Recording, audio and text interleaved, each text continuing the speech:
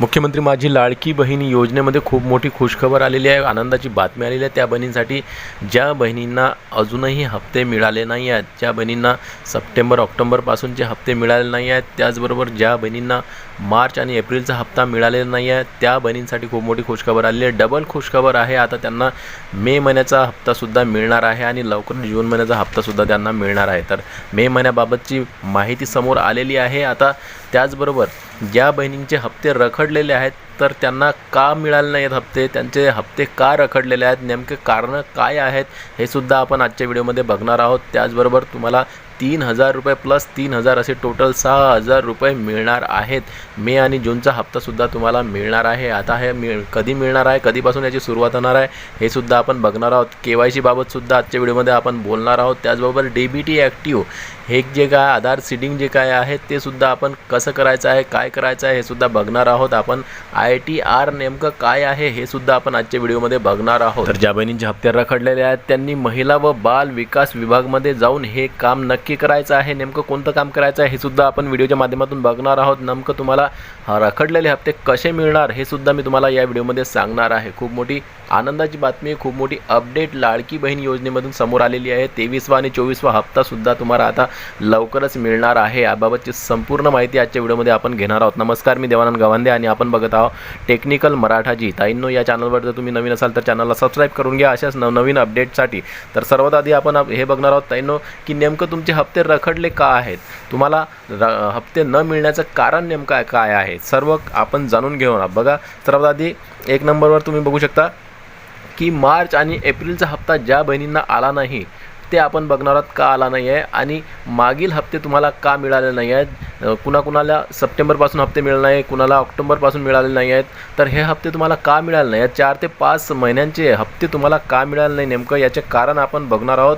आणि त्यानंतर आपल्याला हे हप्ते मिळण्यासाठी काय करावं लागणार आहे हे सुद्धा मी तुम्हाला या व्हिडिओमध्ये पुढे सांगणार आहोत। बघा, सर्वात आधी तुम्ही एक गोष्ट जाणून घ्या की मार्च आणि एप्रिल महिन्यामध्ये तुम्हाला माहीतच असेल की KYC ही जी प्रक्रिया आहे ही ऑनलाईन प्रक्रिया चालू होती आणि त्यामध्ये कसून चौकशी म्हणजेच की कसून पडताळणी सुरू होती। ज्या बहिणींची मार्च आणि एप्रिलचे हप्ते मिळाले नाही आहेत त्यांना माहीत असेल की या 2 महिन्यांमध्ये KYC प्रक्रियेमध्ये खूप कसून चौकशी चालू होती आणि ती तपासणी झाल्यानंतरच आपल्याला मे महिन्यामध्ये हे दोन्ही हप्ते मिळाले आहेत, मार्च आणि एप्रिलचा। कारण की 2 महिन्यांचा विलंब या हप्त्यांसाठी लागला होता आणि हा विलंब का लागला तर पडताळणी चालू होती, कसून चौकशी चालू होती आणि याचमुळे हा विलंब लागला आहे। कारण की त्याने सरकार हे बघत होतं की खरंच ह्या बहिणी पात्र आहेत का, की कुणी बोगस यामध्ये अर्ज दाखल केले आहेत किंवा कोणाच्या घरी 4 चाकी वाहन आहे का, अशा प्रकारची तपासणी त्यामध्ये चालू होती आणि म्हणूनच हे विलंब झालेला होता। आता KYCच्या माध्यमातून ही पडताळणी झालेली आहे आणि यामधूनच ज्या खूप साऱ्या बहिणी या हप्त्यांसाठी बाकी राहिलेल्या आहेत कारण की त्यांची कसून चौकशी झाली आणि या चौकशीत काय तपासलं गेलं हे आपण बघणार आहोत। तर बघा, सर्वात आधी 1 नंबरवर आहे की सरकारी नोकरी। तुमच्या घरी जर कोणी सरकारी नोकरीवर असेल तरीही तुम्हाला हा हप्ता मिळाला नसेल। कारण की कारणं बघून घ्या तुम्ही काय आहे तुम्हाला हप्ते न मिळण्याचं। तुमच्या घरी जर कोणी सरकारी नोकरीवर असेल किंवा मग तुम्हीसुद्धा सरकारी नोकरीवर असाल तर तुम्हाला तुमचे हप्ते बंद करण्यात आले असतील किंवा इतर घरातलं कोणी सरकारी नोकरीवर असेल तरीही तुम्हाला हा हप्ता थांबवण्यात आलेला आहे। दुसरा आहे कार आहे, ज्यांच्या घरी 4 चाकी वाहन आहे, ट्रॅक्टर वगळून, ट्रॅक्टर असेल तर तुम्हाला हा हप्ता मिळणार आहे, यात काही शंका नाही। परंतु तर ट्रॅक्टर व्यतिरिक्त जर कार असेल आणि इतर कुठलं 4 चाकी वाहन असेल तर तुम्हाला हा हप्ता मिळणार नाही आहे। या कारणामुळे सुद्धा तुमचा हप्ता तुम्हाला मिळालेला नाही आहे। तिसरं आहे उत्पन्न जास्त असणे। बघा, तुमचं जर उत्पन्न 2.5 लाखाच्या वर असेल तर तुम्हाला हा हप्ता मिळणार नाही आहे। हे बाकी जे तुमचे हप्ते थकलेले आहेत हे तुम्हाला याच कारणांमुळे मिळाले नसतील कारण की तुमचं उत्पन्न वाढलेलं असेल। 2.5 लाखाच्या अंदर जर तुमचं उत्पन्न अजूनही असेल तर तुम्हाला घाबरायचं नाही आहे, टेन्शन घ्यायचं नाही, तुमचं सर्व हप्ते तुम्हाला मिळणार आहेत। त्यासाठी काय करावं हे मी पुढे सांगणार आहे। त्याचबरोबर आहे ITR भरणं। तर बघा, ITR म्हणजे काय की इन्कम टॅक्स रिटर्न। तुम्ही जर उत्पन्न जास्त असेल तर तुम्हाला इन्कम टॅक्स भरावंच लागणार आहे। पॅन कार्डवरून सर्व काही माहिती तुमची जाते, तुम्ही किती इन्कम करता, तुम्हाला किती इन्कम येत आहे, वर्षाला किती इन्कम होत आहे, हे सर्व माहिती त्यांच्याकडे असते आणि म्हणून तुम्हाला इन्कम टॅक्ससुद्धा भरावं लागत आहे। आणि ज्यांना हे ITR भरावं लागत असेल त्यांना हे हप्ते मात्र मिळणार नाही आहेत आणि ज्यांना भरावं लागत नसेल ITR तर त्यांना हे हप्ते मिळणार आहेत, यात काही शंका नाही आहे। आणि तुम्ही बघू शकता, चौथा आहे राशन कार्डवर एकापेक्षा जास्त महिलांनी लाभ घेतलेला असेल, एकच राशन कार्ड आहे घरामध्ये आणि त्याच राशन कार्डवर तुम्ही दोघी जणींनी, त्याच कुटुंबातील दोघी जणींनी जर या योजनेसाठी अर्ज केलेला असेल तर मग मात्र तुम्हाला कुणालाही यामध्ये तुमचा अर्ज बाद झाला असेल, कारण की एकाच राशन कार्डवर 2 महिलांनी जर याचा लाभ घेण्याचा प्रयत्न केला असेल तर मग तुम्हाला हे हप्ते मिळाले नाही आहेत, तुमचे हप्ते थांबवले गेले आहेत. आणखीन एक गोष्ट आणखीन लक्षात घ्या की तुमच्या पतीचं किंवा वडिलांचं जे काही आधार कार्ड असेल आणि ते आधार कार्ड तुम्ही तुमचं वडिलांचं वय झालं हो तसं आलं असेल किंवा मग तुमचं वडिलांची इन्कम किंवा पतीची इन्कम जर जास्त झालेली असेल, तुमचं इन्कम स्रोत जो आहे तो वाढलेला असेल, तर या कारणांमुळे सुद्धा तुमचं जे काही हप्ते आहेत हे रखडलेले आहेत, तुमचे हप्ते थांबवण्यात आलेले आहेत. कारण की उत्पन्न जास्त दिसत असेल, कारण की डेटा जो काही आहे सर्व काही तुम्हाला माहीत असेल की आदिताई तटकरे यांनी सुद्धा सांगितलेलं आहे की आम्ही अलग अलग विभागांकडून हा डेटा मागवलेला आहे आणि याची कसून चौकशी चालू आहे, म्हणजेच की पडताळणी चालू आहे. KYC त्याचसाठी करण्यात आलेली आहे की तुमची कसून चौकशी करण्यात यावी. तुमचा जो काही डेटा आहे परिवहन विभागाचा, तुमच्या घरी 4 चाकी वाहन आहे का हे त्यामधून तपासलं जाणार आहे.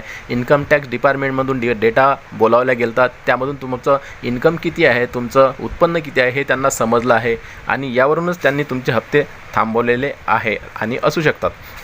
त्याचबरोबर तुम्ही बघू शकता, आता एक महत्त्वाचं तुम्हाला सांगतो की तुमच्या बँकेमध्ये तुमचं जे काही DBT ॲक्टिव्ह आहे हे आहे की नाही हे तुम्हाला बघावं लागणार आहे. बँकेमध्ये जाऊन तुमचं जे काही बँक अकाउंट आहे, तुमचे जर 2-4 बँक अकाउंट असतील तर त्यामधील एकाच बँक अकाउंटला तुमचं आधार कार्ड लिंक असते आणि त्याला आधार सीडिंग म्हणतात. तर हे लिंक आहे की नाही हे तुम्हाला बघून घ्यायचं आहे. आधार जे काही DBT आहे ही प्रोसेस ॲक्टिव्ह आहे की नाही हे तुम्हाला त्यामध्ये बघून घ्यावं लागणार आहे आणि तेच अकाउंट तुम्ही लाडकी बहीण योजनेला लावलेलं आहे की नाही हे सुद्धा तुम्हाला बघावं लागणार आहे. कारण की यामुळे सुद्धा तुमचे जो काही पैसे येणारे आहेत ते इथून रिटर्न जातात. जर तुमचं दुसरंच अकाउंट या योजनेला लागलेलं असेल ज्यामध्ये की DBT ॲक्टिव्ह नाही आहे तर मग तुमचे येणारे पैसे तुम्हाला मिळणार नाहीत, ते वापस जाणार आहेत.